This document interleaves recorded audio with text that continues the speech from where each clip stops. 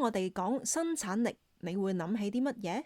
係咪要朝頭早5點鐘就起身寫日記、冥想，然後再開始一整日嘅深度工作？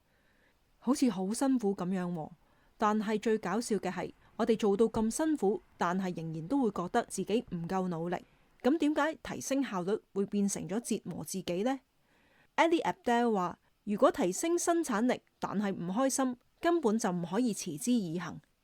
呢本書叫做《開心高效生產力》（Feel Good Productivity）。Ali Abdaal 係一個前醫生，英國 YouTuber。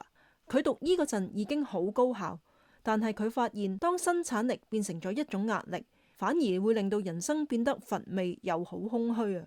所以佢寫咗呢本書，想打破越痛苦越有效呢個錯誤信念，重新定義生產力唔係靠自律去死撐，而係靠快樂推動你走落去。佢書入面提咗一個核心嘅公式：生產力等於有用加好玩加可以持續。大部分人只係追求有用，但係唔享受，最後好快熱情就會消盡。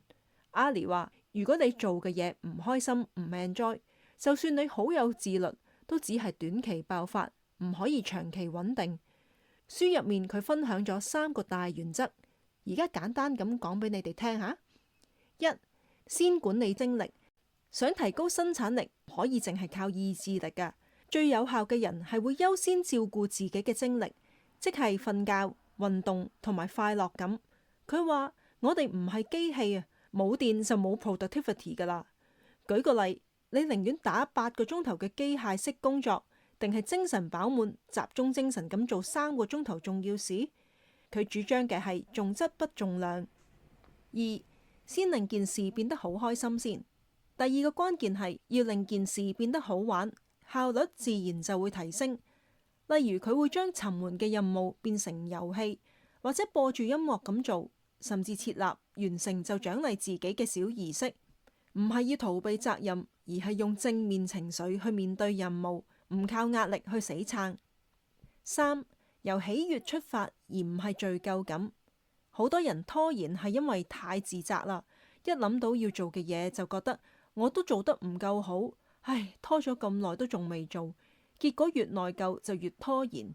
佢建議改變心態，由我應該要做變成我想享受完成呢件事嘅感覺。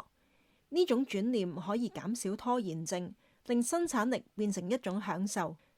書入面仲有幾個好簡單實用嘅方法，例如每日寫低3件令自己感覺良好嘅小事，譬如我今日專心咗25分鐘，好好啊！我成功推咗一個冇必要嘅會，目的係建立我做到嘅心理正向感。第二，設立玩樂型待辦清單。將清單分為我享受做同埋我唔享受但係要做嘅事項，再交錯處理，令自己唔會太攰。三、生產力日記，每日簡短記低今日做咗啲乜嘢，過程中點解會開心或者煩躁呢？幫你調整工作方式，而唔係盲目逼自己。開心高效生產力呢本書唔係一本逼你變成好勁嘅人嘅書，而係教你點樣 enjoy 好舒服咁樣過每一日嘅生活指南。佢會令你明白，所謂生產力唔係一堆奇怪習慣嘅堆疊，亦都唔係要猛咁逼自己，而係要點樣用一種自我善待嘅方式，慢慢實現真正想要嘅目標。Ali Abdaal 講緊嘅係一種叫做溫柔嘅野心。你想變得更加好，但係唔再用懲罰自己嘅方式。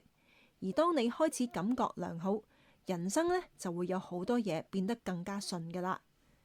鍾意我哋嘅節目，記得 like 同 subscribe 啊！我哋下次見。